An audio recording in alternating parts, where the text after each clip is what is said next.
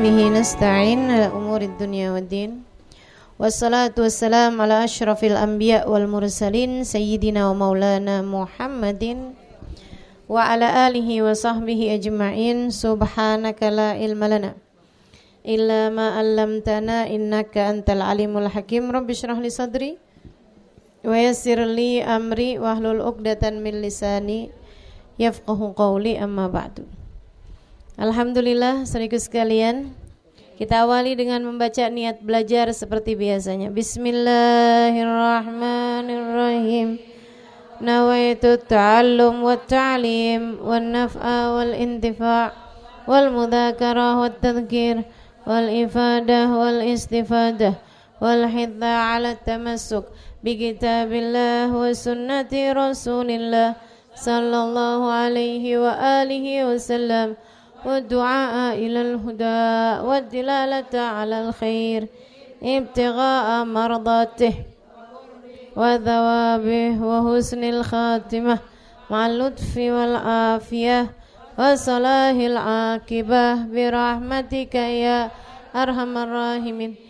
Ila hadratin Nabi Muhammad sallallahu alaihi wasallam wa alihi washabihi azwaji wadrati wa ahli baiti wasallim wa jamil anbiya wal mursalin qurni ajma'in wa nususun li sayyidina muhajirin Ahmad bin Isa Fakil Muqaddam Muhammad bin Ali Balawi Sayyidil Habibullah bin Abu Bakar Al-Aidarus Fakhril Wujud Asy Bakar bin Salim wa usulan furumat Sahib Ratib Abdullah bin Al-Haddad Ahmad bin Zain Al-Habsyi Habib Ali bin Muhammad Al-Habsyi thumma ila Sahibul Kitab Muhammad bin Abdullah Al-Haddar wa usulim mafurim thumma ila ruwayar badil aimatil mujtahidin muqallidin fiddin ulama amilin fuqahal muhaddisin wal qur'an mufassirin sadati sufiyatil muhaqqiqin ajma'in khususan la Sayyidina Imam Al-Ghazali Muhammad bin Muhammad Al-Ghazali atusinallahu yaghfirullahu yarhamuhum wa ya'li darajati fil jannah wa yanfa'una bi barakatihim wa asrarihim wa anwarihim wa ulumihim wa nafahatihim fid din wa dunya wal akhirah. Al-Fatihah. Bismillahirrahmanirrahim.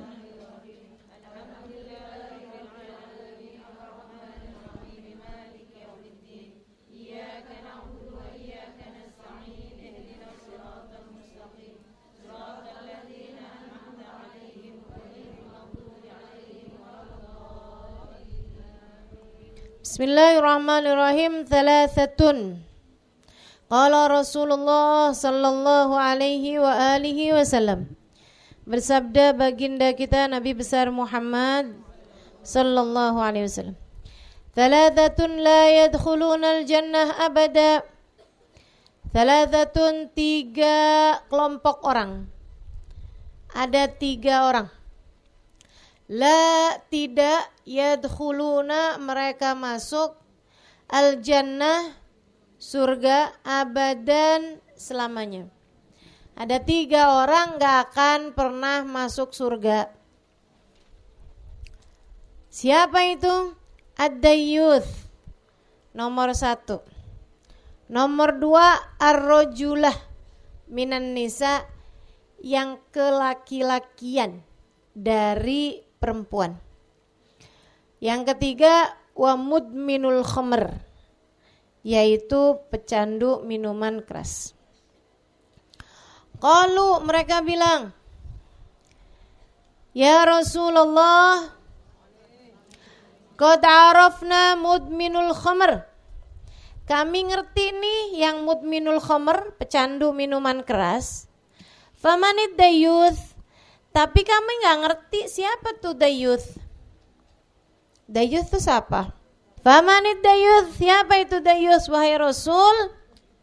Qala, Nabi Muhammad menjawab, alladzi, seorang laki-laki, la yubali, yang tidak peduli, man, orang, dakhala, yang masuk, ala ahlihi, kepada keluarganya.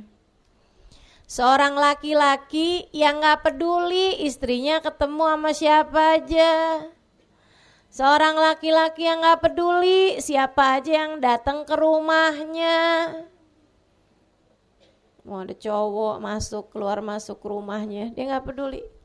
Gak punya rasa cemburu. Warrajulah minan nisa, Nabi kemudian kasih tahu perempuan. Rajulah minan nisa itu apa, siapa?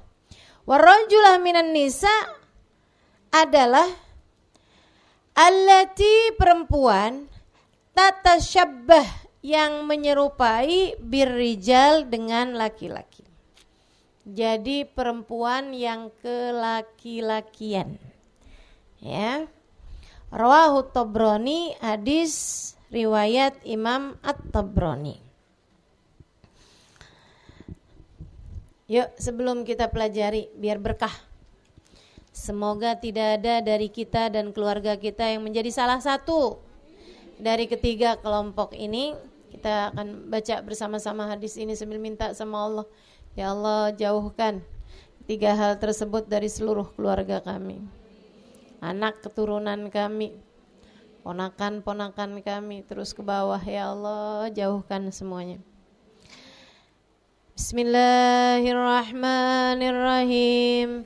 Qala Rasulullah sallallahu alaihi wa alihi wasallam, thalathatun la yadkhuluna al-jannata abada, ad-dayyuth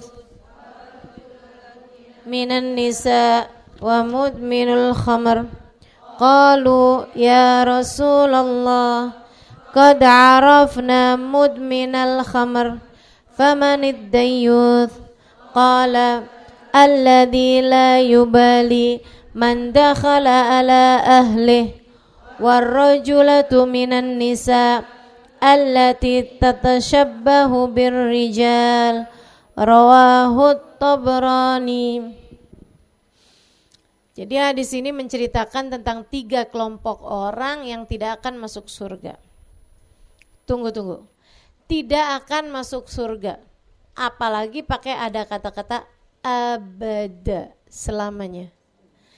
Padahal kalau kamu umat Nabi Muhammad dan mati bawa iman sebagai umat Nabi Muhammad, biar kata dosa kamu segimana gedenya, itu nanti pasti juga akan masuk ke surga walaupun sebelumnya mangkal di neraka.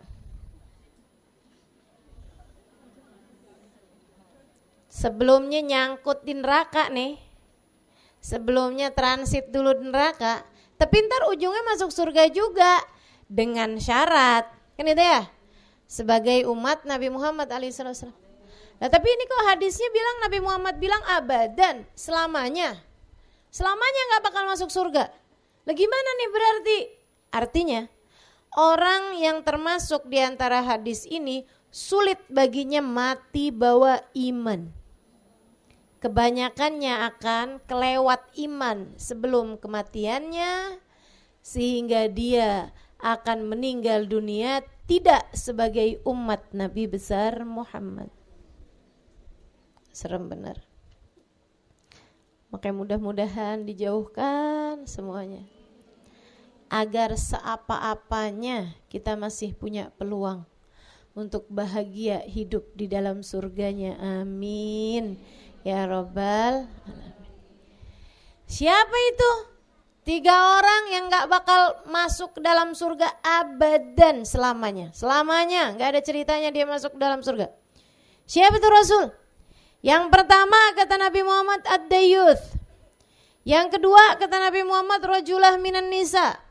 Yang ketiga kata Nabi Muhammad mudminul khamr.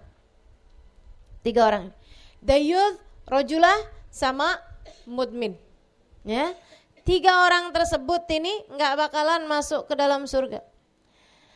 Para sahabat bilang qalu, ini istilahnya nih agak-agak ketiganya nih, dayyuth, rajulah, mudmin, gitu ya. Ketiganya pakai istilah-istilah. Tapi katanya para sahabat, ya Rasulullah, arafna manil mudmin, kami udah paham sama urusan pecandu. Mudmin artinya pecandu, rajulah kelaki-lakian, yang pertama dayyuth, gitu kan. Ini dayyuth nih kita gak ngerti istilah dayyuth ini siapa Rasul. Rajulah juga rada-rada membingungkan. Yang ketiga kita udah paham, mudmin. Arafna manil mudmin, kami paham siapa mudminul khamr, pecandu minuman keras. Mudmin dari kata-kata dam, yadum, orang yang berketerusan, mudawamah. Terus ngapain ya? Al-khamr, terus minum minuman keras. Artinya kalau udah berketerusan namanya pecandu. Bukan orang yang baru coba-coba, tapi udah pecandu. Pecandu minuman keras. Masuk dalam batasan pecandu minuman keras yang sekarang sedang banyak di negeri kita. Juga di negeri-negeri berkembang ataupun negeri terbelakang juga banyak nih. Bahkan di negeri-negeri maju juga. Apa itu? Narkoba. Pecandu narkoba. Narkoba, narkotika, obat terlarang. Ya. Ini teman-teman sekalian banyak nih. Dunia ini sekarang nih salah satu kematian-kematian yang banyak juga terjadi di zaman-zaman belakangan ini adalah orang-orang yang mati dalam keadaan overdosis. Atau yang gak overdosis pun meninggal dunia karena anggota tubuhnya sudah rusak disebabkan karena narkoba. Pecandu minuman keras kami udah paham, katanya para sahabat. Tapi dayuth sama satunya lagi rajula minan nisa itu apa? Teman-teman sekalian, Nabi kemudian bilang ad-dayuth, orang laki-laki, suami dan ayah yang gak peduli keluarganya tuh ketemunya sama siapa aja. Yang gak peduli siapa laki-laki yang masuk ke dalam rumah mereka. Gak punya kecemburuan terhadap istrinya dan tidak punya kecemburuan terhadap anak perempuannya. Tuh dayut, tambah akhir zaman tambah banyak. Rajulah minan nisa siapa? Allati tatasyabbah birrijal. Cewek yang kayak cowok. Cewek yang suka niru-niru cowok. Cewek yang suka bergaya-gaya cowok. Baik, kita bahas satu-satu. Yang pertama, pecandu teman-teman saya sekalian. Ini Nabi menamakannya sebagai ummul khaba'ith. Apa tuh? Ibu al-khaba'ith, dosa-dosa besar. Ummul khaba'ith, induk dosa-dosa besar. Kebanyakan dosa besar berawal dari situ. Orang kalau udah mabok, orang kalau udah kena narkoba, ya Allah nyuri gampang. Orang kalau udah kena narkoba, durhaka sama orang tua gampang. Orang kalau udah kena narkoba, lagi dia narkoba, zina gampang. Lagi dia teler, lagi dia minum minuman keras, dosa-dosa besar jadi gampang. Semua dosa besar jadi bisa dikerjain. Lo orang gak sadar? Betul gak? Seorang suami menceraikan istrinya di saat dia lagi mabok, gampang apa gak gampang? Gampang. Saudaraku sekalian saya muliakan, semua hal dari kesalahan-kesalahan mudah dibuat ketika orang sedang dalam keadaan mabuk. Berapa waktu yang lalu kita dengar kabar seorang pemuda asli Indonesia, ya Bu ya, tinggal di London, memperkosa berapa ratusan laki-laki. Saudaraku sekalian saya muliakan, nih coba kamu baca, kenapa kok nggak ada yang ngelapor sampai dari tahun berapa sampai ke tahun berapa baru sekarang ketahuannya? Karena semua korbannya dilakukan pemerkosaan, mohon maaf, sedang dalam keadaan mabuk. Tuh, orang kalau lagi mabuk, ya Allah, dia apa-apain kagak sadar. Diperkosa nggak sadar, memperkosa nggak sadar, apaan aja nggak sadar. Karenanya saudaraku sekalian saya muliakan, Sayyidina Abu Bakar As-Siddiq bilang, seumur hidup, sejak saya lahir sampai saya ketemu hidayah Islam, alhamdulillah, dia bilang saya nggak pernah menyembah berhala, saya nggak pernah menyentuh atau nggak pernah minum minuman keras, nggak pernah minum khamr. Sayyidina Abu Bakar As-Siddiq nggak pernah menyembah berhala, nggak pernah minum minuman keras, nggak pernah mabok dan bahkan nggak pernah nyentuh minuman keras. Padahal zaman itu semua orang nyembah berhala. Dan pada zaman tersebut teman-teman saya sekalian, mayoritas maksud saya menyembah berhala dan mayoritas juga peminum minuman keras. Kenapa Sayyidina Abu Bakar tidak mau melakukannya? Satu, dia bilang kalau urusan menyembah berhala, saya pernah diajak sama bapak saya masuk ke kuil untuk menyembah berhala. Saya sedang dalam keadaan sangat lapar. Saya kemudian bilang sama si berhala itu, saya bilang, kalau kamu emang beneran Tuhan, please kasih saya makan. Saya lagi lapar banget. Saya tungguin. Kagak ada yang ngasih saya makan. Saya lapar aja. Kalau kamu emang beneran Tuhan, nih saya nih sekarang nih lagi lapar, lagi haus, oke gak dikasih makan? Saya kasih minum deh seenggaknya gitu. Tolong kasih saya minum. Saya tungguin, kagak ada juga. Saya kemudian bilang, berhala maafkan saya. Kalau saya gak percaya sama kamu, saya cuma minta perkara yang sangat kecil, yang kalau saya minta sama ibu saya dia bakalan ngasih. Cuman minta makan meminum doang. Kalau terhadap makan minum sesuatu hal yang ibu saya bisa ngasih aja kamu gak bisa ngasih, apalagi jalan kebahagiaan hidup dunia akhirat. Saya gak percaya, maka saya tinggalin. Dia bilang, sementara minuman keras, di masa saya kecil saya pernah lihat orang mabuk, mohon maaf, dia buang hajat, dia makanin sendiri kotorannya.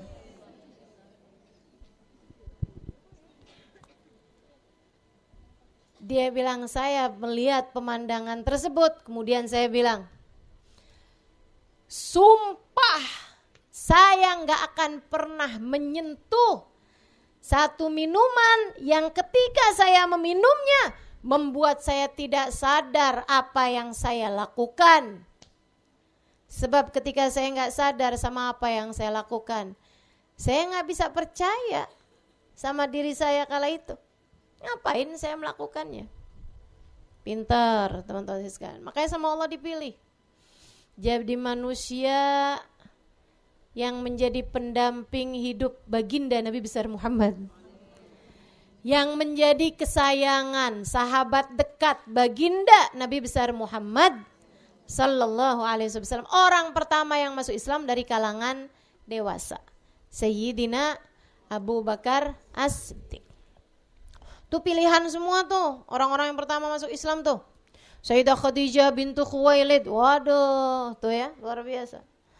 Sayyidina Abu Bakar As-Siddiq, manusia-manusia hebat. Sayyidina Ali bin Abi Thalib, wah luar biasa. Sayyidina Zaid bin Harithah, yang terbaik dari kalangan budak. Sayyidina Ali yang terbaik dari kalangan anak-anak dan pemuda.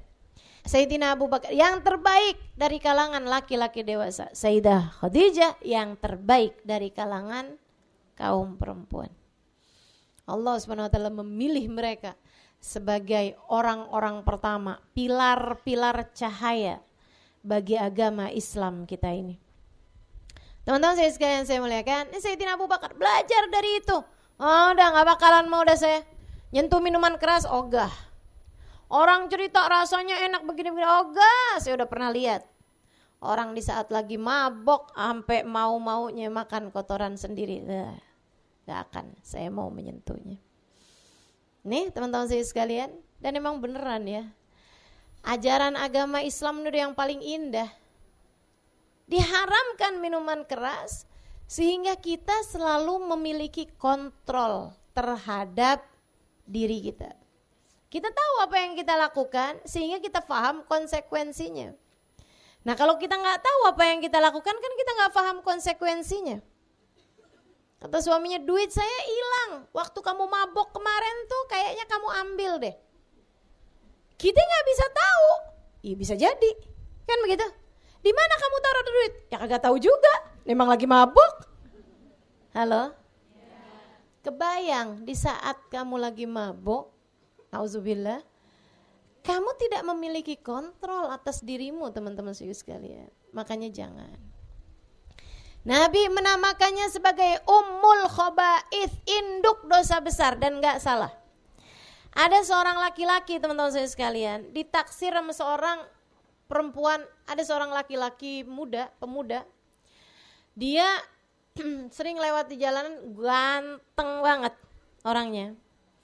Ada seorang perempuan kaya raya, udah agak tua, tante-tante girang lah gitu ya. Dia senang nih sama pemuda ini nih, seleranya berondong rupanya.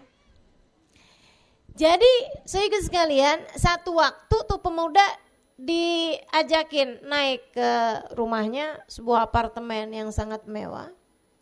Begitu nyampe di atas, nyampe di apartemennya, dikunci-kunciin semuanya, diajak zina sama si perempuan ini. Digodain diajak zina, nggak mau. Dia bilang, ya udah kamu kalau gitu saya penjara. Dipenjara sama si perempuan ini. Ini laki-laki adalah seorang yang juga kurang-kurang takwanya. Sama perempuan tersebut, udah dia dalam keadaan lapar, dalam keadaan enggak nyaman. Perempuan tersebut kemudian masuk bilang kayak begini, oke deh, saya pikir-pikir enggak ada untungnya juga saya penjara kamu, jadi saya kasih kamu pilihan. Buat ngerjain nih cewek sadis nih ya. Ini tipe-tipe ya ininya iblis lah dia. Iblisah. Syaitonah lah dia nih ya. Sehingga sekalian, dia bilang saya kasih kamu salah satu dari 3 pilihan. Apa itu? Kamu mesti pilih salah satu, kerjain aja yang kamu saya bebasin. 1, zina sama saya, seperti ajakan saya kemarin, kamu gak tertarik nih sama saya. Udah tua padahal. Itu 1. Dia bilang yang kedua, kamu saya kasih sarana untuk membunuh.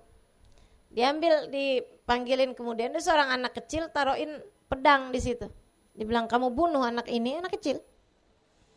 Atau kalau enggak kamu minum, nih segelas minuman keras.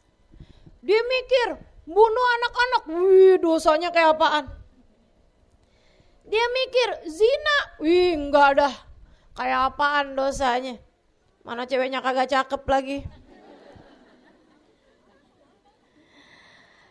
Dia mikir nih kalau minuman keras doang mah segelas kagak jadi pape kali. Abis itu saya dibebasin, abis itu saya taubat sama Allah. Udah deh tuh gak mau sentuh lagi, tapi seenggaknya saya selamat nih dari perempuan cetonah ini tadi nih. Dia pun kemudian ngambil minuman keras, kemudian dia mulai meminumnya. Gak pakai bismillah lagi. Ya karena memang gak boleh ya. Gak boleh baca bismillah minum minuman keras. Sebentar ya aku mau nyuntik, bismillahirrahmanirrahim. Astagfirullah. Astagfirullah. Gak bisa. Ekstasi nih, bismillahirrahmanirrahim. Fatihah. Nah, haram hukumnya teman-teman sekalian. Meletakkan bismillah fatihah sebelum mengerjakan sesuatu yang haram, hukumnya adalah haram. Dan kalau niat dengan itu adalah istihzaan, menghina bismillah, menghina fatihah, itu hukumnya bukan hanya haram tapi keluar dari Islam, naudzubillah min dzalik. Dia kemudian minum minuman keras, gelek, mabok dong. Dia juga bukan seorang pemabuk biasanya, jadi minum segelas, teler. Di saat dia lagi teler, ngelihat perempuan tua, perasaannya dia udah kayak bidadari.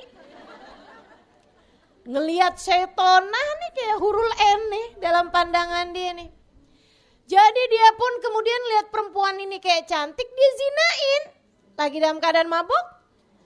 Abis dia zinain, waktu dia zina sama perempuan ini nih, perempuannya sih kesenangan.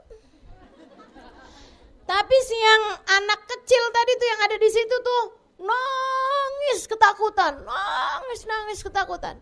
Teman-teman sih sekalian saya muliakan, dia ribet ngedengerin suara anak ini nangis, diambilnya pedang ditusukkan ke anak tersebut. Ketiga dosa semuanya dikerjakan hanya karena dia memilih minuman keras. Jadi mestinya kayak gimana nih kalau dalam posisi kayak begini? Ya udah sabar ninggalin dosa.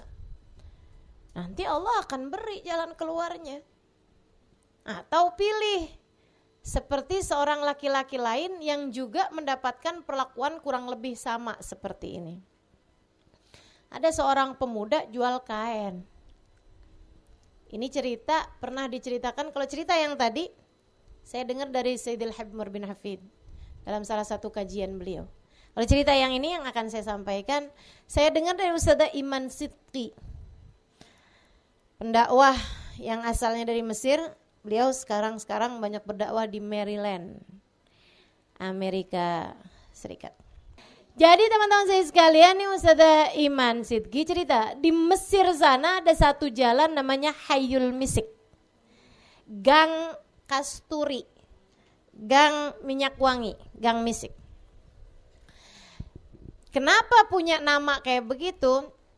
Ada seorang pemuda, dia dagangan kain, ganteng, takwa, akhlaknya mulia. Tiap hari lewat di depan rumah seorang perempuan yang kayak gini juga nih, seorang perempuan syaitonah ini tadi. Tapi perempuan yang lain ya, lain dari yang diceritain Habib Umar tadi. Saya nggak tahu lagi kalau ternyata tetanggaan. Satu hari nih, dia sesudah merhatiin setiap jam segini dia lewat, tiap jam segini diliatin di jendela, tuh cakep bener tuh pemuda ya, tergila-gila. Nah orang kalau tergila-gila kan ya gila. Jadi satu hari dia dandan cantik, seksi, dia kemudian bilang sama pelayannya, tolong dong kalau nanti pemuda itu yang jualan kain lewat di sini panggilin dia, bilangin saya mau beli kainnya.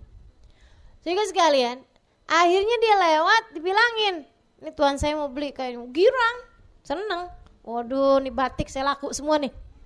Daster nih Pekalongan laku semua nih hari. Yang beli orang kaya nih. Akhirnya kemudian dia naik ke rumahnya si perempuan tersebut. Sama juga nih kayak si syaitonah yang pertama nih. Banyak ternyata syaitonah ini ya. Mudah-mudahan kita tidak menjadi salah satunya. Amin. Dijauhkan pula dari perempuan-perempuan seperti ini. Amin. Akhirnya teman-teman sekalian ditutupin pintunya. Persis tuh kayak cerita pertama tuh, dikunci sama dia. Dia bilang, katanya mau beli kain. Iya, saya memang mau beli kain. Akhirnya terus dia husnudzon aja, dibuka-bukain tuh kainnya. Sambil aneh juga nih kenapa dikunci pintunya. Habis dibuka-bukain kainnya, yang ini cakep nih dari Pekalongan, yang ini dari Tegal, yang ini dari Indramayu. Ini dari Bekasi, saya nggak tahu Bekasi punya kain apa kagak. Udah ditawar-tawarin nih sama dia nih kain-kainnya nih. Sehingga sekalian, si perempuan tersebut bilang, oh kalau kamu mau jualan kain saya mau cobain dulu dong. Dibuka baju. Gak mau lihat nih kan laki-laki ini. Dia kemudian digodain, dipaksa buat zina. Laki-laki ini nggak mau, dipaksa mau dibuka bajunya, nggak mau. Waduh, mau diperkosa nih laki-laki ini. Mau diperkosa. Jadi dia kemudian nggak mau nih teman-teman saya sekalian. Akhirnya dia, ya udah deh, taran dulu deh. Tapi ini dikunciin, suguhin minum sama si cewek, bukan minuman keras biasa. Udah, akhirnya terus cowok itu mikir gitu, gimana nih caranya? Subhanallah, Allah kasih pertolongan berupa mules. Emang orang kalau panik tuh kan bawaan mules ya. Jadi mules. Dia bilang, boleh saya kamar mandi? Saya kebelet banget beneran, saya kebelet nih, boleh gak saya kamar mandi dulu. Akhirnya kasih kamar mandi. Begitu dia di kamar mandi, akhirnya dia dapat ide. Agak menjijikkan, tapi bismillah. Mending-mending deh saya, yang penting nyelamatin diri dari berbuat dosa. Saudaraku sekalian, diambilnya kotorannya, ditaruh-taruhin ke badannya. Taruhin, wah gak cukup, rambut juga. Wah, ayo dah, muka juga sekalian. Abis itu dia keluar. Dia bilang, katanya cewek itu apaan itu? Nah, mau gak sama saya? Ayo, mau sama saya? Dibukain langsung pintunya, dia pun kemudian keluar. Wah, selamat gue. Pakai baju tentu saja ya, nutup aurat lah seenggaknya. Tapi ini badan belepotan teman-teman sekalian. Akhirnya dia keluar. Itu dia waktu keluar tuh, dia kan berasa, gue pasti bau banget nih. Saya pasti bau banget nih kan. Dia mau cari cepet-cepet. Dia inget tuh di jalanan situ sekitar setengah kilo gitu. Ada satu danau. Ada satu danau gitu yang dia bisa bersih-bersih di danau tersebut itu gitu. Dia lewat dengan buru-buru, tapi subhanallah semua yang dilewatin dia tuh sebagai wangi banget ya. Wangi nih.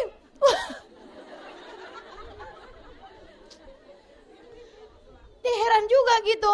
Tapi kan dia pikir, nih orang maksudnya apa sih, nih ngebully apa gimana nih. Jadi dia lari sampai kemudian ketemu si danau tersebut. Dia nyemplung di danau itu sampai dia berasa udah bersih. Semuanya udah mulai bersih dari si kotoran tadi itu. Dia kemudian naik ke atasnya dan ternyata beneran. Si danau tersebut begitu dia keluar baunya bau misik. Bau kasturi. Allah Subhanahu wa taala mau ngasih tahu hakikatnya. Kamu memang belepotan kotoran, tapi tujuanmu adalah seharum-harum tujuan. Menghindarkan diri dari perkara yang paling menjijikkan, yaitu zina. Ummul khaba'ith, Nabi Muhammad menamakannya ibu dosa-dosa besar. Nah, sama Allah diganjar, orang tersebut malah mendapatkan wangian. Sampai jalan itu tuh orang sebutnya sebagai Hayyul Misik, Gang Kasturi. Oh, berarti Gang Kasturi yang itu gara-gara, bukan yang di sono, yang di Mesir. Gitu ya. Ya, jadi yang salah satu dari yang gak akan masuk dalam surga adalah mudminul khamr. Sahabat nanya, Rasul, kita udah ngerti nih mudminul khamr. Oh iya, mau saya lanjutkan lagi tentang mudminul khamr nih ya. Sehingga sekalian, kalau kemudian orang sekarang bilang, iya kali zaman dulu tuh Allah memang haramkan minuman keras karena memang gak ada juga orang minum minuman keras. Jadi kayak semacam agama Islam ini gak tahu gitu betapa sulitnya orang yang sudah kebiasaan minum minuman keras mau berhenti dari minuman keras. Gitu. Teman-teman sekalian, kamu keliru. Islam itu datang di saat orang-orang berada dalam kehidupan jahiliyah termasuk dalam hal minuman keras. Di Mekah itu orang minum minuman keras seperti orang minum air putih. Kayak orang minum air putih. Kalau saya mau bilang kayak ibu-ibu ngeteh, ngopi. Enggak semua ibu-ibu ngeteh, ngopi. Gitu ya. Kayak kita minum air mineral. Teman-teman sekalian, sesering itu, sebanyak itu. Ya kayak mirip orang-orang Eropa zaman-zaman sekarang. Mereka tuh kan sedih, mabok. Ada perayaan, seneng, mabok. Kan itu tuh mereka. Jadi sekalian, jadi tuh mereka minuman keras, minum khamr itu seperti orang minum air putih zaman sekarang. Seperti kita minum air putih zaman sekarang. Banyak banget. Di tingkatan yang mereka minum 3 botol itu belum mabok.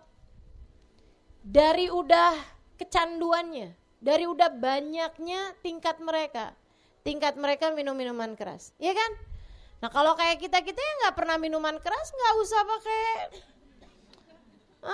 baru ngidam aja mabok. Baru jalan ke Bekasi aja mabok. Mabok perjalanan. Sampai minum antimo, mau kemana? Ke Monas. Monas minum antimo, ya Allah. Ada tuh yang kayak begitu, ada gak? Ada. Beneran ada. Ya Allah. Teman-teman saya sekalian, jadi nih si orang ini ya. Si orang ini nih, Ibu tahu rasanya mabok gak? Nggak tahu ya, saya tahu. Sudah tahu. Oh pernah saya mabok daun kecubung. Zaman dulu waktu saya kecil. Ya Allah Bu, pusing banget ya. Ada teman-teman zaman SD tuh naroin daun kecubung. Saya nggak tahu daun itu masih ada apa enggak, tapi itu kasih efek pusing gitu.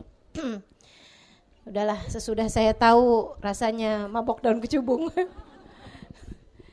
Saya nggak akan pernah mau coba-coba. Ya, dan memang nggak perlu juga coba-coba.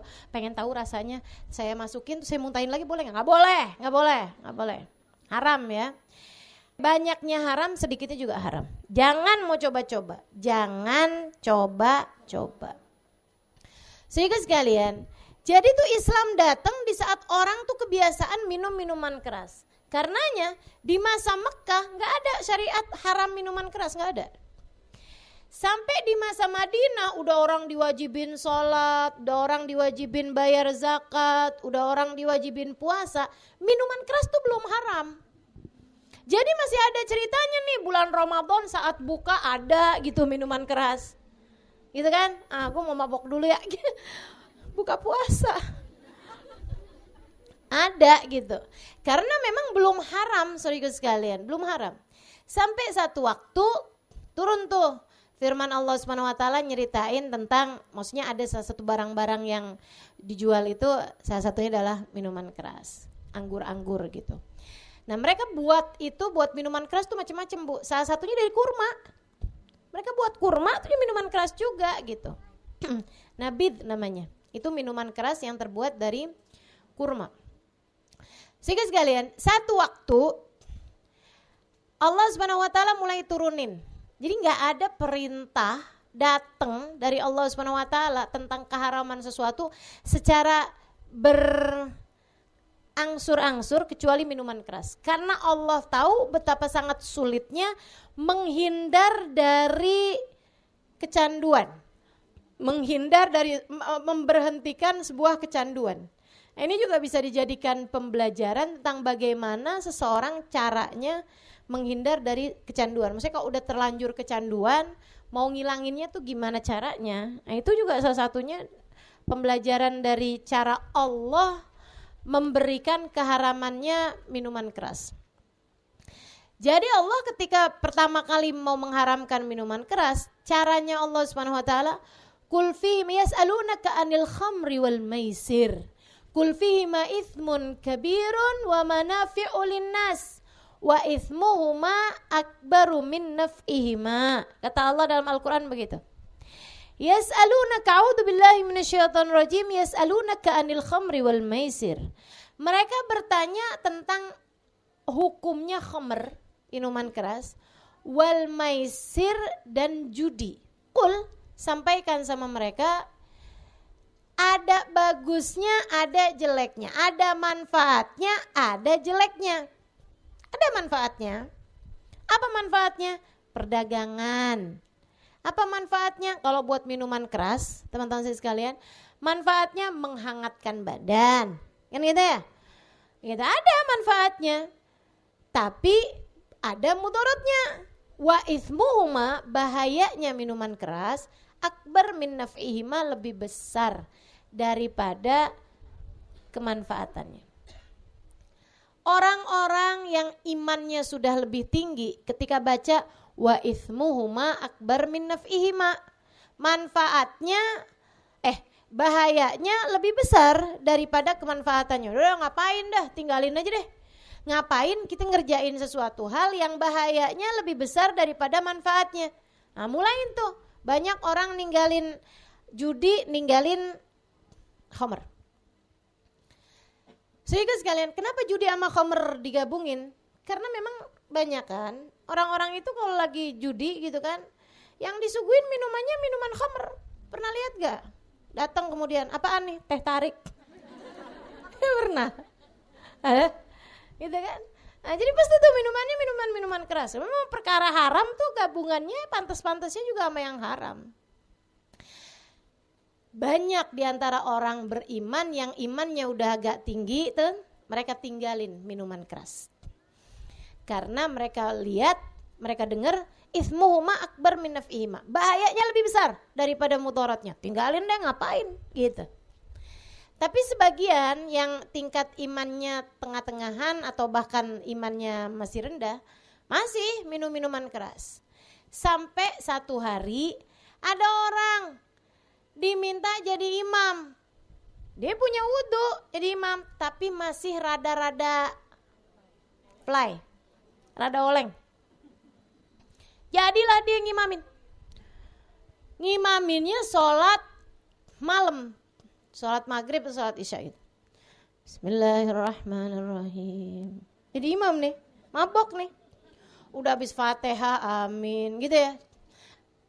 Qul ya ayyuhal kafirun.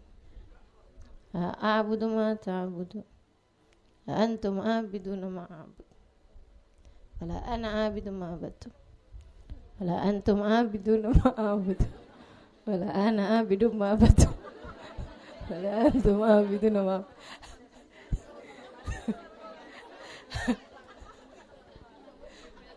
ujungnya gak ketemu. Gak nemu-nemu di ujungnya. Ya Allah, ada aja nih orang. Akhirnya para sahabat ngadu sama Nabi. Rasul, udah kelar nih sholat. Gak tahu ceritanya gimana. Akhirnya pokoknya habis selesai mereka ngadu sama Nabi. Turunlah firman Allah. A'udzubillahi minasyaitonirrajim. La taqrabus sholata wa antum sukara hatta ta'lamu ma taqulun. Kata Allah, janganlah kalian deketi sholat sedangkan kalian dalam keadaan mabuk. Sampai kalian benar-benar sadar terhadap apa yang kalian baca. Sejak hari itu, orang-orang yang imannya tengah-tengahan nih, mereka ninggalin minuman keras. Kenapa gitu? Kalau yang atas kan dari ayat pertama nih, dari yang pertama kali turun. Kalau yang tengah-tengah nih, mulai ninggalin minuman keras. Mereka bilang nih, sesuatu hal yang membuat kami tidak dapat mengerjakan sholat, apa bagusnya? Kan begitu? Jadi mereka pun ninggalin tuh pekerjaan minuman keras. Orang bikin kita jadi nggak konsentrasi sholat. Waduh, bahaya nih. Mereka pun kemudian ninggalin minuman keras. Tapi yang tingkatan bawah imannya, mereka nggak ninggal serta-merta, tapi mereka mengurangi minuman keras, hanya minum pada jam-jam yang agak jauh dari waktu sholat. Antara duhur ke asar nggak berani, dekat. Antara asar ke maghrib nggak berani, dekat. Antara maghrib ke isya apalagi nggak berani, dekat. Antara isya ke subuh berani mabok, jauh. Antara subuh ke duhur juga berani mabok, jauh. Gitu. Jadi yang asalnya biasa mabok sepanjang hari, biasa minum minuman keras sepanjang hari, jadi berkurang kuantitasnya mereka mabuknya nih. Berkurang kadar mabuknya mereka setiap harinya, ditambah dengan sholat berjamaah bareng Nabi, ibadah bareng Nabi, ngelihat mukanya Nabi, dan seterusnya. Ditambah dengan kapan hari ikutan Nabi pergi perang, kan gitu ya. Lama kelamaan teman-teman sekalian, mereka pun dari mulai yang asalnya perlahan-lahan meninggalkan sampai benar-benar meninggalkannya. Nah itu, jadi kalau sama orang pecandu, nah itu caranya gitu, kurangin. Kasih kesibukan yang bikin dia asik. Sampai jadi berkurang. Dosisnya juga dikurangin gitu kan. Yang biasanya misalnya sangat pekat, apalah yang minum ini bisa mabuk begitu kan ya. Sedikit aja bisa mabuk, dikurangin. Dosisnya dikurangin. Sampai kemudian dikurangin juga waktunya. kuantitasnya, kualitasnya dikurangin sambil terus menerus mengerjakan kebaikan-kebaikan. Saudara sekalian saya muliakan, lama-lama bisa nih. Lama-lama bisa. Turunlah firman Allah Subhanahu wa taala yang katanya Allah Subhanahu wa taala, innamal khamru wal maisir rijsun min amali syaitan fajtanibuh.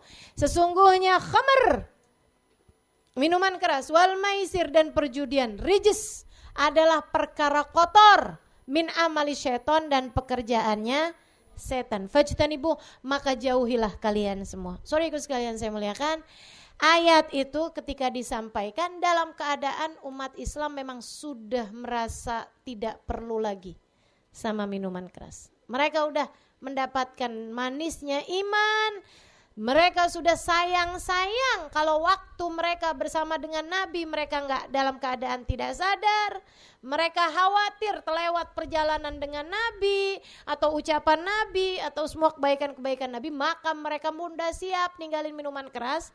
Waktu diharamkan minuman keras itu, mereka hanya tersisa botol-botol minuman keras yang masih berisi minuman-minuman keras tapi sudah tidak pernah lagi mereka sentuh berbulan-bulan lamanya. Maka ketika diperintahkan diharamkan minuman keras, saudaraku sekalian, sahabat dulu jalan pakai kuda, pakai unta, jalan pelan-pelan di rumah-rumah para sahabat untuk mengumumkan keharamannya minuman keras, dan diperintahkan siapapun yang masih punya minuman keras hendaklah melemparkannya ke jalan-jalan. Saudaraku sekalian, semua orang melemparkan botol-botol minuman keras mereka ke jalan-jalan hatta yushbih sailan minal khumur, sampai kabarnya jalan-jalanan di kota Madinah mengalirkan air-air menyerupai sungai kecil terdiri dari khamr. Dari semua orang lemparin. Kagak ada yang sayang-sayang. Misalnya sayang botolnya. Bisa saya pakai buat kecap. Nggak ada tuh. Nggak ada. Wah, lempar semua. Wah, mereka lemparin. Jadi tuh, saudara sekalian, tuh khamr. Keharamannya terjadi secara bertahap karena memang Allah mengetahui bahwa kebiasaan mereka terhadap minuman keras memang sudah menjadi sebuah kecanduan dan tradisi di masyarakat pada masa tersebut. Famanid dayuth, Rasul, kita udah tahu nih mudminul khamar. Dayuth siapa Rasul? Alladzi la yubali. Seorang laki-laki yang gak peduli siapa yang ditemuin sama bininya. Seorang laki-laki yang gak peduli siapa aja, seorang suami yang gak peduli siapa aja yang masuk ke rumahnya. Maksudnya siapa laki-laki yang masuk ke rumahnya. Bini lo tuh suka kelihatan jalan di mall sama laki-laki, bukan lo deh. Ya udah biarin aja, husnudzon aja. Gitu. Temennya paling, teman sekolah kali udah gak apa-apa. Urusan kerjaan, bisnis. Dia gak punya kecurigaan, gak punya kecemburuan, dayuth namanya. Termasuk kepada anak-anak perempuan.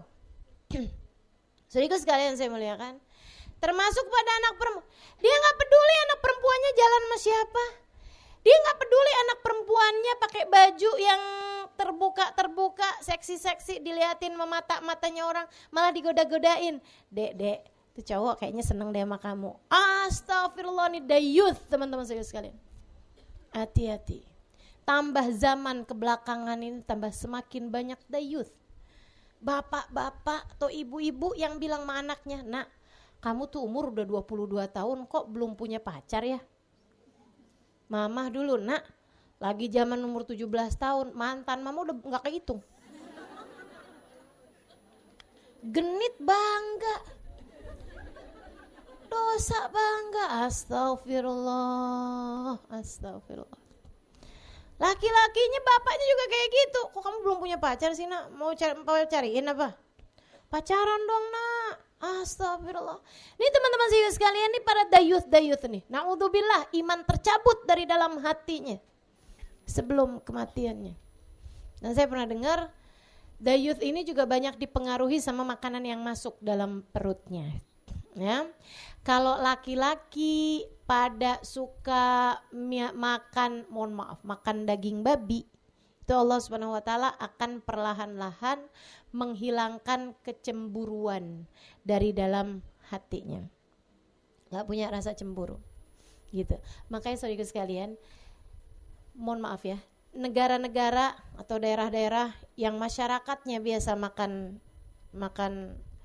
itu tadi BABI, ya, yang kayak begitu tuh, itu rata-rata mereka memang pergaulan yang bebas, ganti-gantian pasangan dansa biasa buat mereka, kan gitu. Ngeliatin bininya pakai pakaian renang, berjemur di pantai, berduaan, diliatin sama orang-orang gitu. Biasa aja buat mereka. Ada orang merhatiin, mohon maaf, payudara istrinya atau anak-anak perempuannya, dan mereka malah yang kesenengan gitu. Karena istrinya atau anak-anak perempuannya jadi pusat perhatian. Nah, dayuth dia tuh. Para dayuth. Hati-hati. Jadi sekalian saya muliakan. Na'udzubillah min dzalik. Nih, iman kecabut nanti di akhir kehidupannya. Sama halnya dengan mudminul khamr. Mudah-mudahan Allah jauhkan semuanya insyaallah. Jadi kalau kemudian saya punya suami kok pencemburu, ya alhamdulillah. Artinya suami kamu sekurangnya bukan dayuth. Orang saya cuman ngomong sama tukang listrik aja loh. Sama tukang sayur aja. Ya berarti dia sangat sayang padamu, gitu ya. Ya tapi masa dia cemburu sama tukang sayur? Ya dia tahu selera kamu rendah.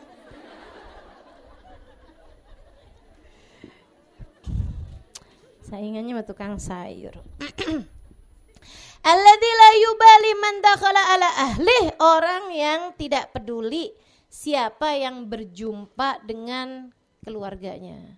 Siapa yang berjumpa dengan istrinya, siapa yang berjumpa dengan anak perempuannya. Makanya buat para orang tua nih ya, cari tahu anak perempuan kamu tuh jalannya kemana, kan begitu, temuannya kemana. Karena serem-serem sekarang anak-anak tuh kalau pacaran ngeri dah.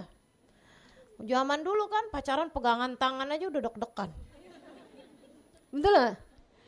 Kok Ustazah tahu? Saya nggak pernah ya, saya sorry ya. Saya kan di pondok pesantren terus, nggak keburu. Kalau pulang dari, jadi alasannya cuma karena nggak keburu. Saya kalau pulang dari pesantren yang kepengen cuman tidur. Ya Allah, anak pesantren tuh makanya kalau pulang tukang tidur dah. Karena di pesantren itu kan tidur kan dibatesin banget.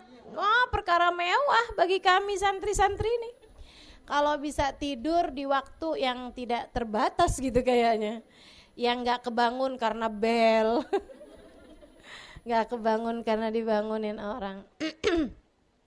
Jadi teman-teman sekalian, ini ya, mesti jauh-jauh cari tahu anaknya itu jalan sama siapa, ketemuan sama siapa, gitu. Ustazah boleh nggak sih sebagai orang tua kita ngecek handphone anak-anak kita? Boleh. Tapi sebagai istri kamu nggak perlu ngecek handphone suami. Ya? Tapi kalau sama anak-anak boleh. Kenapa gitu? Karena yang dikerjakan suamimu tidak jadi hisabmu, tapi yang dikerjakan anak-anakmu jadi hisabmu. Kamu bertanggung jawab atas apa yang terjadi pada diri anak-anakmu. Jadi kamu harus cari tahu. Teman-teman. Ajakin ke majelis. Ajakin kenal sama orang-orang soleh-soleha. Ajakin agar mereka memiliki pergaulan lain selain dari pergaulan di tempat-tempat mereka bersekolah atau di tempat-tempat mereka bekerja kalau memang sudah bekerja. Gitu kan? Arafna mu'mani dayuth, itu dayuth tuh yang enggak punya rasa cemburu. Sayyidina Sa'ad, satu ketika Nabi lagi cerita nih sama para sahabat nih. Kata Nabi Muhammad alaihi wasallam, orang kalau zina kemudian mendatangkan 4 saksi ngelihat perzinaan mereka, baru perempuan tersebut dapat dirajam. Gitu. Jadi orang tuh baru bisa dirajam kalau berzina apabila dia bisa mendatangkan 4 orang saksi. Akhirnya kemudian saat angkat tangan, Rasul, jadi kalau saya lihat istri saya zina sama orang nih, saya mesti panggil 4 orang saksi, ngeliatin mereka zina, baru istri saya bisa dirajam. Iya, kata Nabi gitu. Ya Rasulullah, kagak bakal bisa dah saya. Kenapa emang? Tuh cowok udah saya bunuh duluan Rasul. Gak bisa saya kayak begitu. Saya pasti udah akan bunuh tuh cowok depan saya. Bukannya malah minta tetangga, sini kita ngintip yuk. Bini gue lagi zina sama orang, yuk kita lihat biar jadi saksi. Gak bisa saya Rasul, saya udah pasti akan bunuh tuh cowok. Kata Nabi Muhammad, inna Sa'ad bin Abi Waqqas, inna Sa'ad la ghayur. Sesungguhnya Sa'ad adalah seorang pencemburu. Wa ana aghyar minhu, dan saya lebih cemburu daripada Sa'ad. Nabi itu kalau ngelihat umatnya gitu ya, nggak mau deket menabi, Nabi cemburu, teman-teman saya sekalian. Ana aghyar minhu, saya lebih cemburu lagi. Jadi teman-teman saya sekalian, kok anak kamu tuh pakai baju terbuka, kamu nggak cemburu, nabinya cemburu. Ya Allah, umat saya tuh kesiannya ya Allah. Kok emaknya biasa aja sih, kok bapaknya biasa aja. Nabi sedih, Nabi cemburu, Nabi nggak rela anakmu diliatin sama cowok-cowok di jalanan sana. Ana aghyar minhu, kata Nabi Muhammad, aku lebih cemburu daripada Sa'ad. Wallah aghyar minni wa man Sa'ad. Dan sesungguhnya Allah lebih cemburu lagi daripada aku dan daripada Sa'ad. Allah cemburu ketika melihat kamu deket-deket sama yang haram. Allah cemburu ketika melihat kamu mau mengerjakan hal-hal yang tidak diridhoi oleh Allah Subhanahu wa taala. Makanya kadang-kadang kalau orang dicinta sama Allah tuh, tiap kali ngerjain dosa ada aja. Kenapa ya saya tuh ya, giliran mau ngerjain dosa ada aja gitu. Nah itu pertanda bahwa kamu dicinta sama Allah. Allah cemburu padamu. Allah cemburu padamu.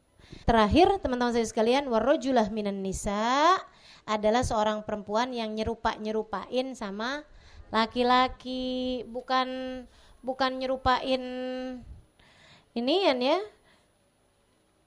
Tapi nyerupain dari sisi cara berpakaiannya, dari sisi cara geraknya. Kan cewek sama cowok kan beda. Ya termasuk dari sisi potongan rambutnya. Pendek gak apa-apa, tapi kan pendek juga ada pendek perempuan dan pendek laki-laki kan. Nah itu jangan yang pendek laki-laki.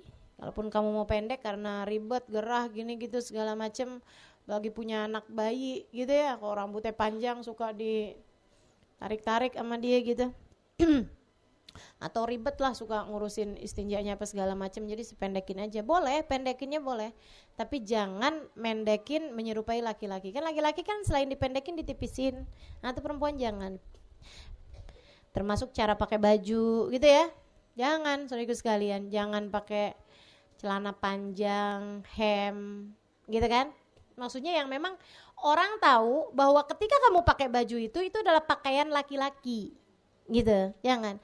Ataupun bahkan gerak tubuh apa sih namanya, gayanya gitu, gayanya kayak gaya laki-laki gitu, suaranya sama dia digede-gedein, baru yang kayak gitu aja nggak boleh loh. Apalagi yang dia minum ya atau menyuntikkan hormonal tertentu untuk membuat dia tumbuh jenggot, tumbuh kumis. Kayak orang-orang zaman sekarang kan merubah dirinya dari perempuan kepada laki-laki dan sebaliknya. Laki-laki yang kepada perempuan juga sama-sama. Ya, tidak diperkenankan. Hukumnya adalah haram. Mudah-mudahan Allah jauhkan kita semuanya dari hal-hal yang seperti ini insyaallah. Amin ya rabbal alamin. Wassallallahu ala sayyidina Muhammadin wa ala alihi wa sahbihi wasallam. Walhamdulillahi rabbil